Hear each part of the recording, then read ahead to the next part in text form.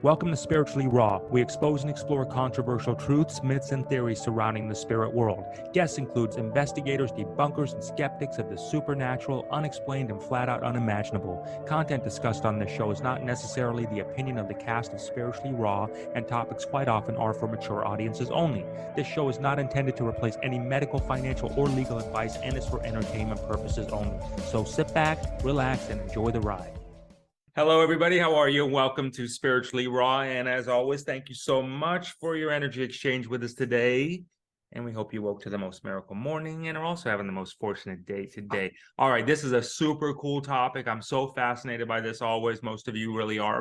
All of us really are. Walk-ins and soul exchanges explained by our soul sister, Sheila Seppi. She's going to share with us her knowledge about this, what's going on, and what she's learned in her lifetime to hopefully give us some insight on how we can have a better journey in our lifetime too, and find out what this phenomenon of a walk-in and soul exchange really means. So thanks everybody for always hanging out with us as you always do. Sheila's links will be in the description below. So again, you can find out more about her works and how she can help you on your journey. And all of our links again will be there to Telegram, yes? Yes, for those of you that have not yet connected with us on Telegram, please do so. All the links are in the show description. That's really where we post all of our live shows. And as soon as any show comes out, it's the easiest way. If you'd like to contact us, do it through Telegram. It's very, very simple. And please do take a quick second from wherever you're watching the show. Please hit the like. Please hit the subscribe. And we would greatly appreciate it. All three of us would greatly appreciate if you share the show. All right, so let's get rolling. Okay, so Sheila Seppi, she's the founder of the Conscious Awakening Network, the Galactic Alliance, Spirit Way Wellness. She's an international speaker, healer, multidimensional life coach, regression therapist, shamanic practitioner, and she's also the author of Walk-ins, The Cosmology of the Soul. How do I know the soul exchanges are real? Because it happened to me, which is her. That's coming from her words. So, you know, this is always such an intriguing topic. It's pretty cool. It is such an unusual situation. And it's got to be like literally an experience of a lifetime. Really excited to get and to share it with others, because I don't think you're alone.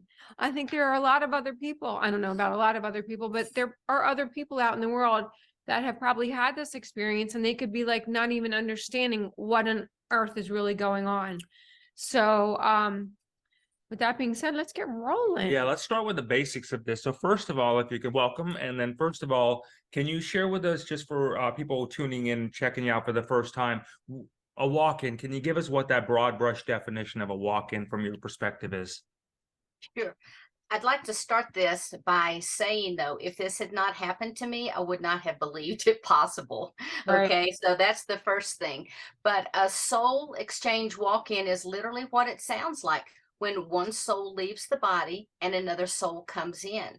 Now, you could look at this as an instantaneous like a past life, or some people call that, or you could look at it as a after death experience. You could look at it as a near death experience. You could look at it as a reincarnation. A lot of people have a different viewpoint, but literally it's when one soul leaves the body and another one enters. And why would that happen?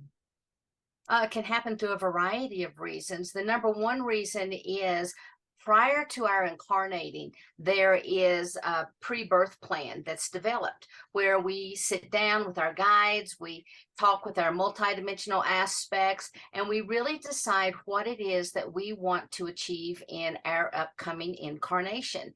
And so it may be, like in my case, I did not need to go through the birth and the toddlerhood and the even the early adulthood. I needed a adult form, and that's what I came into.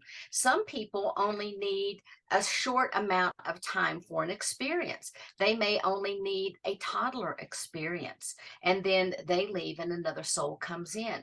So a soul exchange or a walk-in can occur at any time throughout anyone's life. Now, And of that's course, very, Who was she? I've never heard, I never even thought about what you said, the reverse. You didn't need the toddler and youth experience. You needed the adult experience, which is really very interesting. So when did this occur? Did the walk-in exchange happen when you were young?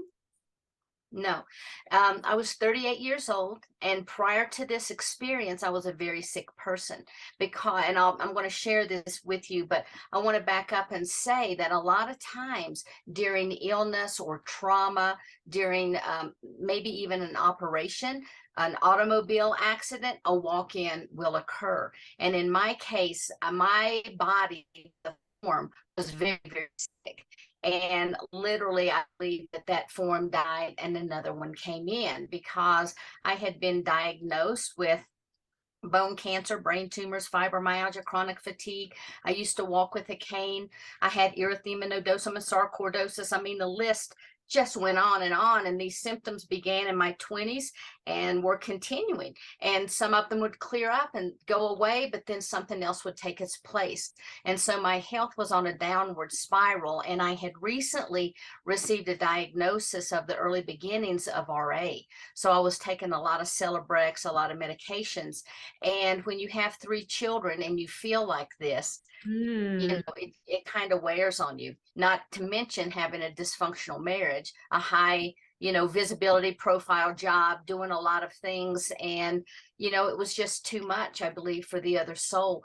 Plus, I believe that everything that she needed to accomplish, or that aspect of the soul needed to accomplish, was accomplished. And so when the soul cried out to be released, then I'm the aspect that came in. So your predecessor before you, do you, when you came in, were you able to take on any of the characteristic traits? Are you similarly designed, if you would, to take on the same traits, so that the children, the spouses, the loved ones necessarily maybe say, something's a little different, but they don't have a dramatic effect? Or was it a simple, like, who are you now? And where did my mother go?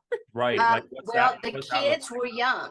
And so all of a sudden, their sick mother was able to get off the couch and play with them. So to answer your question, everything about me changed, and everybody noticed. I lost every friend that I had. Family members thought I was losing my mind. And within 3 months, I had left this dysfunctional marriage. And so when I came in, I only retained very few memories of the other soul. I had a few memories of the children. I had a few memories of, you know, my parents. That was about it. What and about over There's so much material here. This is a great topic. But you already know that, don't you?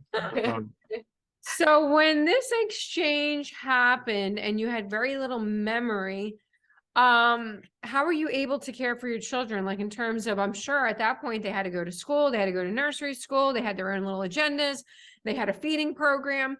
How did that all work? Were you attached to them? Like, were you emotionally there with them? You were. Yes, with my children.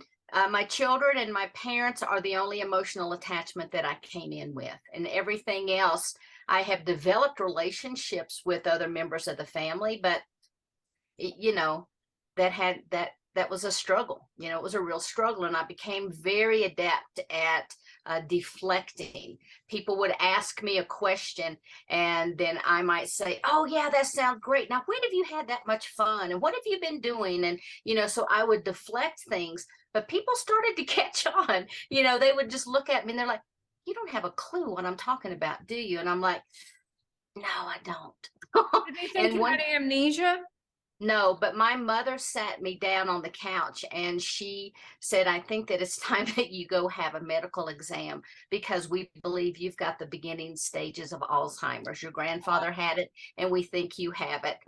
And I'm like, let me tell you my side of the story, you know. And so it was a very interesting conversation, but one that was taken pretty well.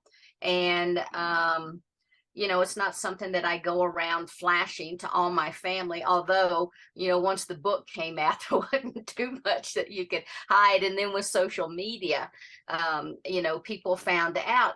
But I have not retained any of the previous relationships. Did your mother, when you sat her down and told her your version of the story, did she look at it as like the death of her daughter and someone else had come into this body? Or how was she able to process this in a sense of like, well, that's not who I gave birth to? Did she look at it that way, or what did that look like?